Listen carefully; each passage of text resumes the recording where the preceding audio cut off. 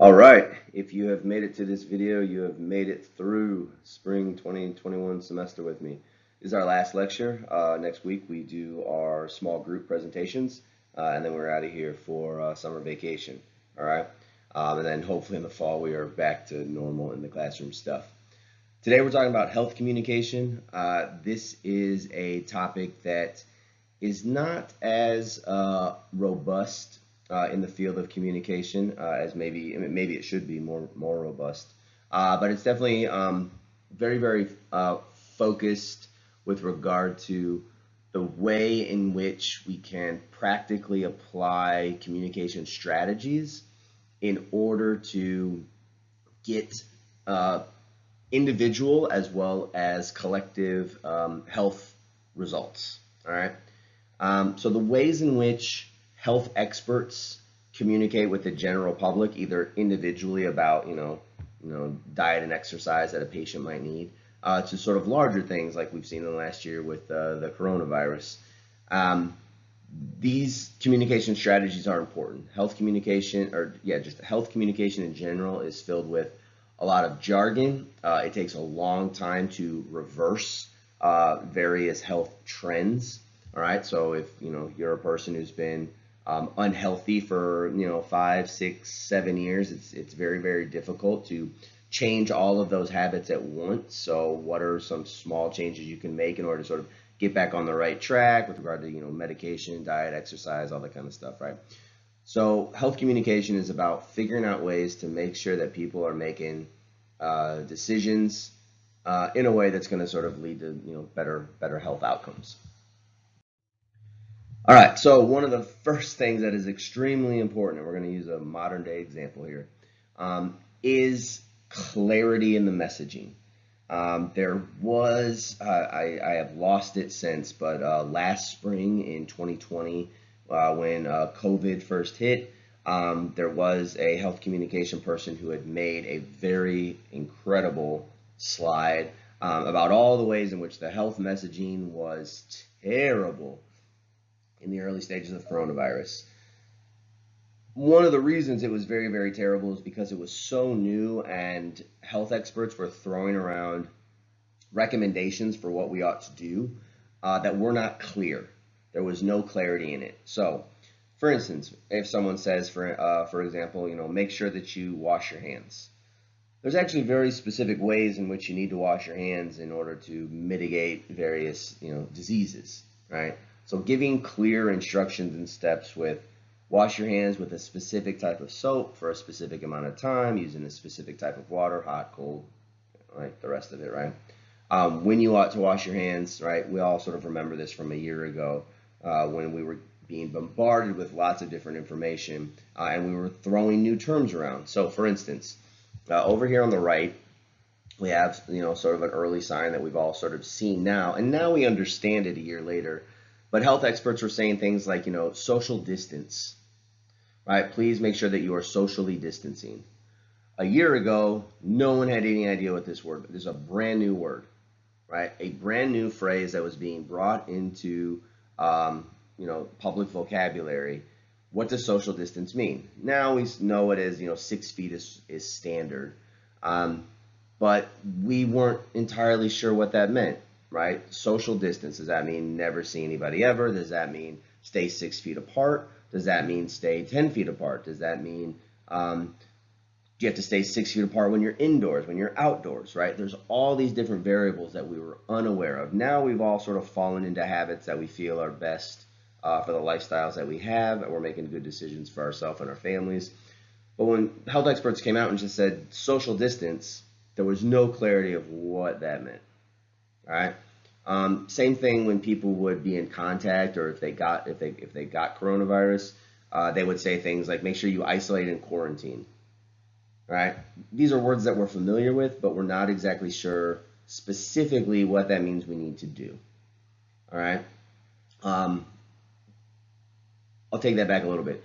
We think we know what we're supposed to do when we isolate and quarantine, but everybody's definition of what isolation and quarantine means is going to be very different. So health experts were just saying things like, make sure you quarantine if you've been in contact. And you have 350 million people in the U.S. and all of them think that are going to sort of participate in quarantine differently. All right. So there was just a lot of unclear statements with regard to precise steps needed to be taken. All right. On the right here, all right, we have an old tweet from the former U.S. Surgeon General. Um, Early, right, beginning of February here last year, or excuse me, end of February last year, when everyone started panic buying, toilet paper and masks and dried goods like, beans and everything else, right?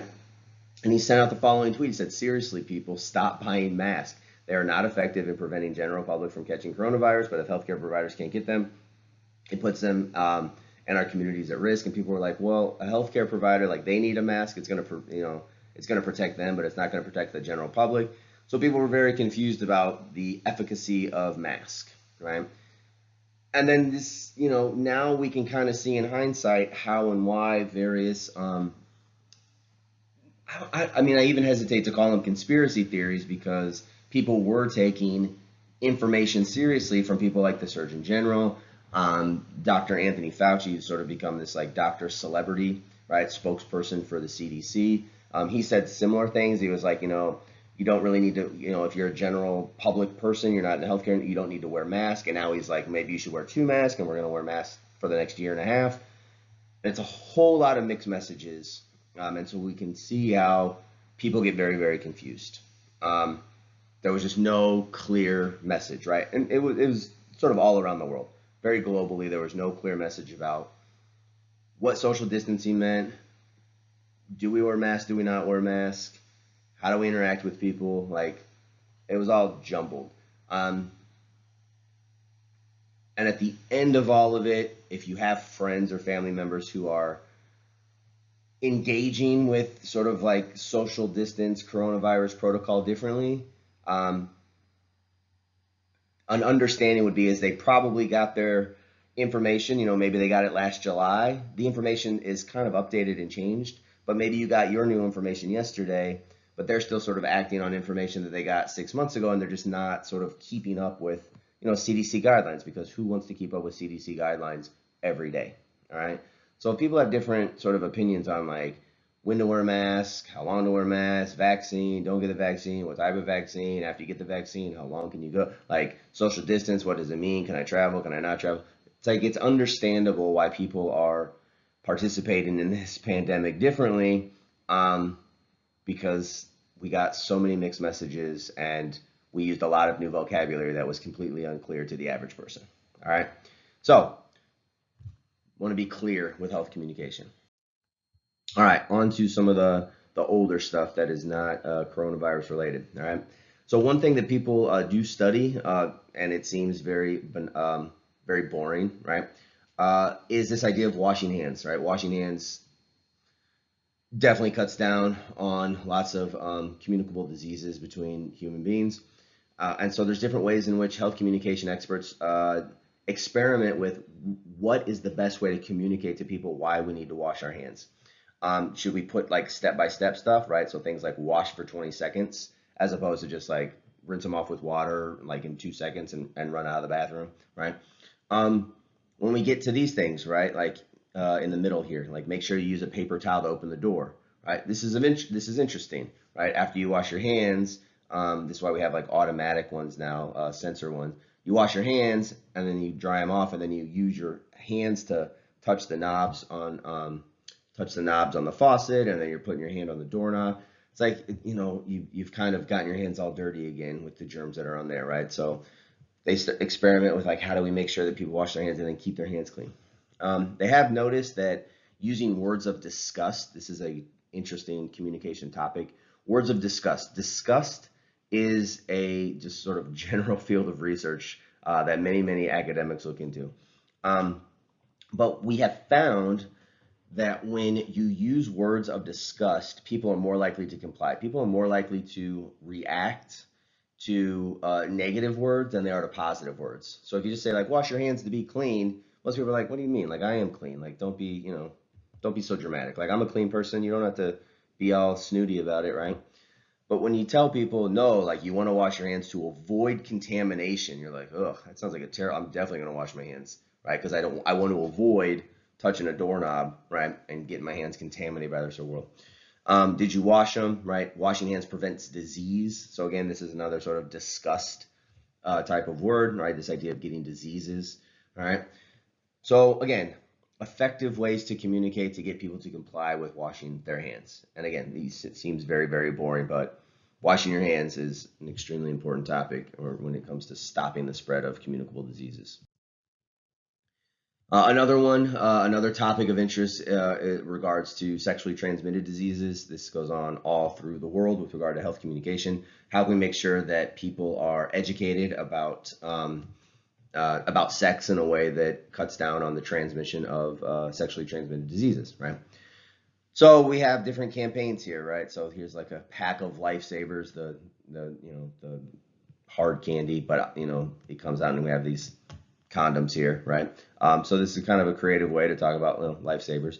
And then this one, it's like you're not ready to have a kid because look how ridiculous kids are, and they're just going to make your whole life just a messy, messy hell. And so when you sort of put the results in front of people, they might say, okay, you know what, like I'm not ready to have a kid yet, so I'll make sure I use a condom. All right. So various campaigns with regard to condom use are implemented in order to get people to comply with condom use to cut down on unwanted pregnancies as well as cut down on various sexually transmitted diseases. And they have to be different based on the culture, right? So obviously not all cultures are as open with regard to discussing sex and sexuality in public. So various health communication experts have to figure out appropriate ways where they can give a message and it will actually be received and then implemented within the culture. All right, so you get to this question, extended parallel process model. You don't need to know much about it, but again, like why do certain health campaigns succeed and other ones fail? Clarity of message is a big one, right? Do people know exactly what you want them to do, right? When you say social distance, like what exactly does that mean, right? And also, are you very, very clear about the consequences if people fail to implement the policies, if you're a public policy expert, implement the policies that you're suggesting? So for instance, if you and your doctor are talking and your doctor says, you have high cholesterol or you have a high BMI, you need to diet and exercise. That's very, very vague, and the chances are that people are going to fail, right? The doctor needs to be more direct, right? Like you need to lose 20 pounds or you are going to die early. It's like, oh, that's a very specific thing you want me to do, lose 20 pounds, and very, very specific consequences of what actually is going to happen, right? Like early death, all right? So a lot of health campaigns sort of tiptoe around the issue too much. And yeah, you just need to be more direct with what is it exactly you want people to do. Wash your hands, wear a condom, stay 6 feet away from people who are not in your immediate household. Those are three things that we all are very can understand. All right, as opposed to socially distance from people. I don't know what that means. I know what it means now, but a year ago when they started it, I have no idea what that means. All right, so campaigns that succeed are very specific about what they want you to do and what are the consequences of not doing them in very, very clear, direct ways. Whether or not you are going to follow health communication guidelines has to do with the following: susceptibility, perceived severity, self-efficacy, and response efficacy. Know these four different ways. Know these four ideas with regard to how and why people might partake in certain health measures. All right. So susceptibility is when an individual believes he or she could be at risk at experiencing a threat. So if you feel like you are susceptible, you are more likely to participate in the health policies that are outlined by your healthcare provider. All right. If you feel like this could affect me, right? So with regard to the coronavirus situation, if you have comorbidities, if you have other sort of underlying ailments, those individuals are more likely to follow CDC guidelines. If you're a young person, relatively healthy, can you get coronavirus? Yes. Can it be severe? Yes. But the risks are lower. So this is why we see younger people who are going back to college now.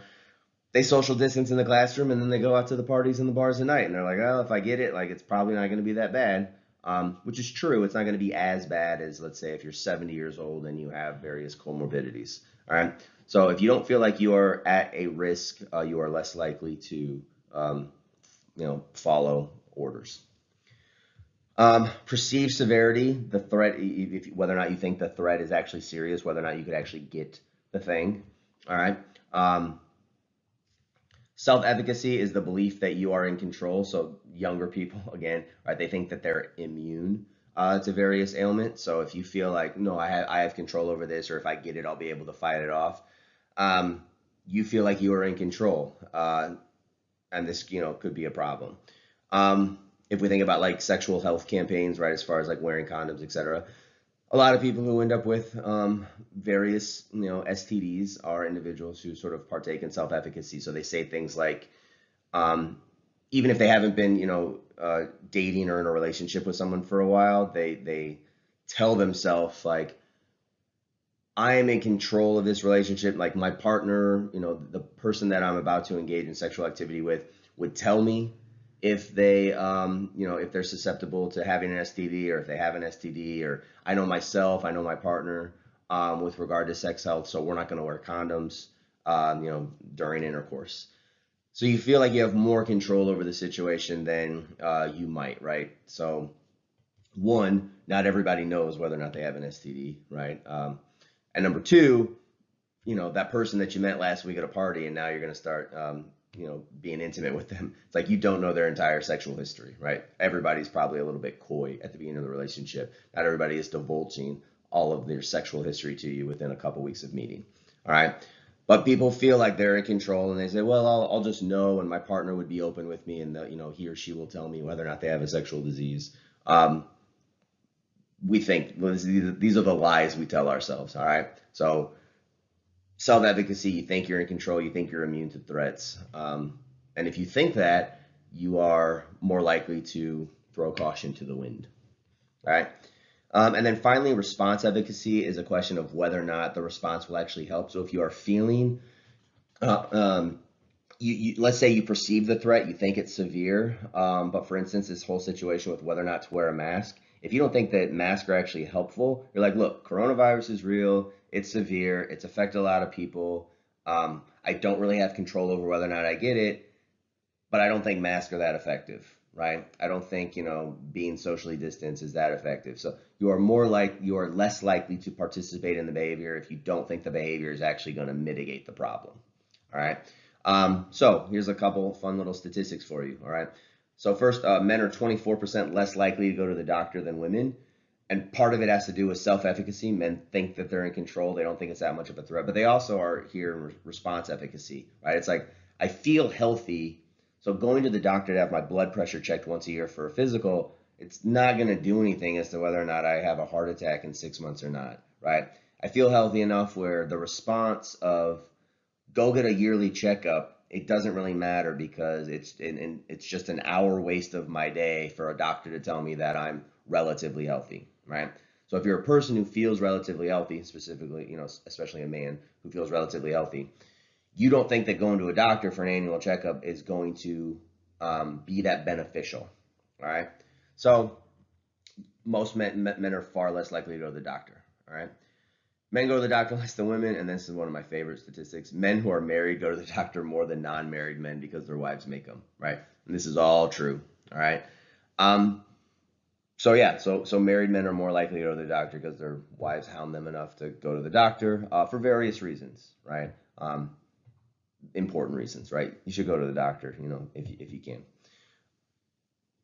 There's a couple like possible theories as to why men go to the doctor less. Some people think it's like, oh, men want to be like big and strong and stoic, and I can take care of myself kind of thing. I don't need a doctor. And so they sort of play up that stereotype. I think it's actually something far more practical and habitual.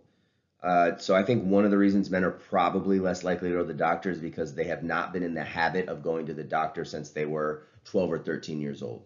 All right. And this is what I mean by this. Young women, right, young girls, 12 years old, they start to menstruate, all right?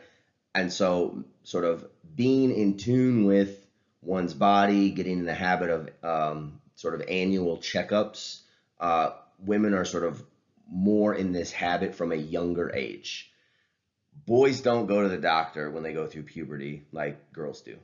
Um, Boys go through puberty and it's awkward, but there's no tangible sort of need of medical advice and sort of learning about one's body. And for males, it's different than females.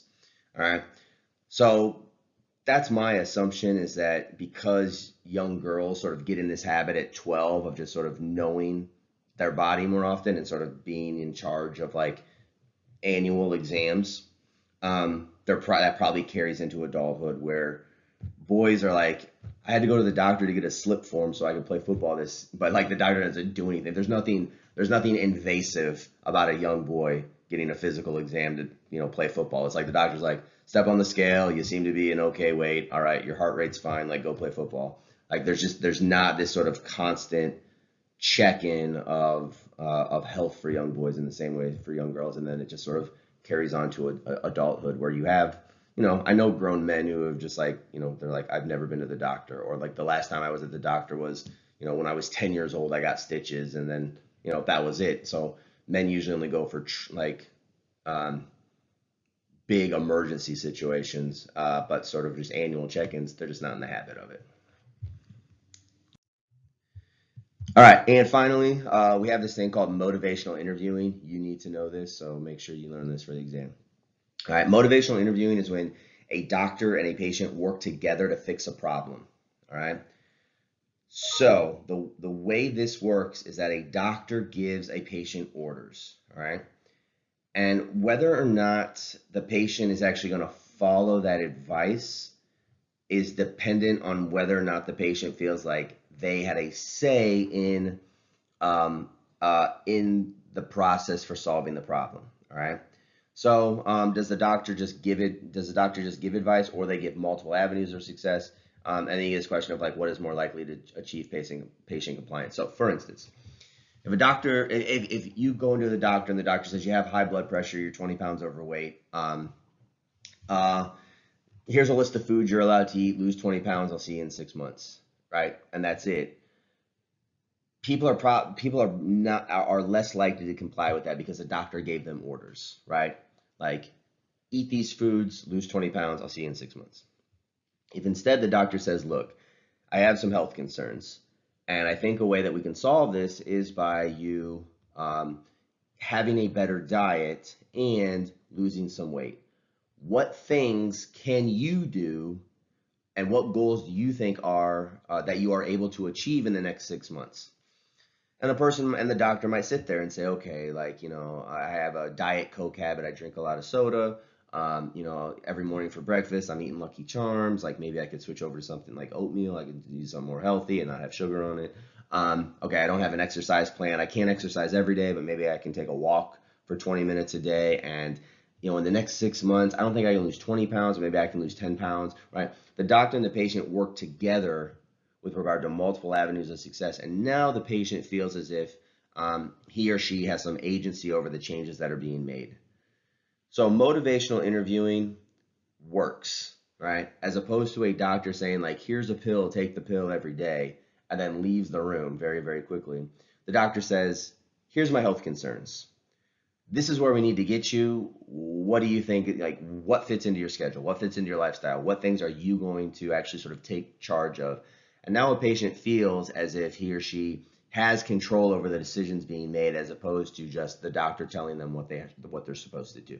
All right. So motivational interviewing, doctor and patient work together, and you're going to get more. And studies show that more compliance happens with this. So if you have patient A, patient B, and doctor says, take this pill, lose 20 pounds, patient A is less likely to be compliant with those orders, and part of it is because they don't have any control over what the doctor said. If the doctor goes to patient B and says, I have some concerns, how can we fix this? And the doctor and the patient kind of come up with a strategy together.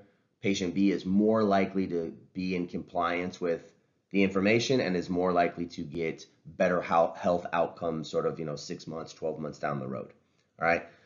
So this is one thing that health communication experts do, right? They work. So I have a buddy of mine I went to my master's program with.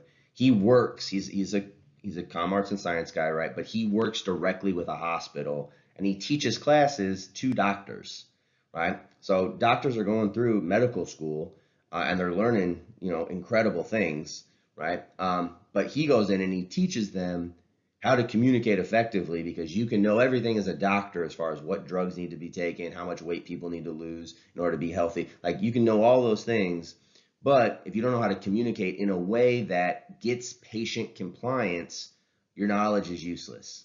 So a buddy of mine works with different hospitals, right?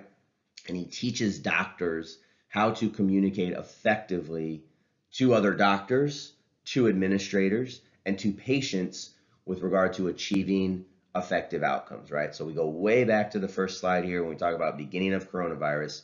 We had a lot of health experts on the TV every night, not clear, contradicting information, miscommunication. I won't call it misleading. It's just miscommunication, right? Say one thing on Monday, change their mind by Wednesday. Two experts giving different information. Like, it was just a mess, right? So health communication people come in and say, how can we make sure that we're working with the public so the public fully understands and they're compliant? Last word on this, and then we'll get out of here. When it comes to motivational interviewing, just from a gender place, female doctors are better at this than male doctors. Female doctors are more likely to work and talk with the patient and take an extra 5 minutes in the patient's room to have a conversation with the patient than male doctors. Male doctors are more likely to say, you need to do this, take this pill, I'll see you in 6 months, and they leave. And so female doctors are more likely to get compliance out of their patients. And I get it. Doctors are very, very busy people. They got to go from one room to the next. You don't get that much time with the doctor. You're mostly dealing with the nurses prior, and the doctor comes in, looks at your chart, and says, okay, see you in 6 months. Doctors that stick around in the room more likely to be female doctors and actually have a conversation with the patients a little bit longer. They're more likely to get patient compliance with regard to healthier habits that are going to lead to better health results. All right. So motivational interviewing, doctors, patients work together to fix health problems. On the whole, health communication people, they need to be very, very clear with exactly what exactly they want you to do, and they need to be very, very clear. They can't tiptoe around the issue. They have to be very, very clear with saying, like, if you don't do this, these bad consequences will happen, right? So be very, very clear with those two things. Don't tiptoe around the issue. Otherwise, health is very, very complicated. And if people don't get clear messages about what to do and what the outcomes are, they start sort of like imagining, things that might be, incorrect. All right. So that's health communication. That's our last chapter. And I'll see you all next week when we get into our final presentations.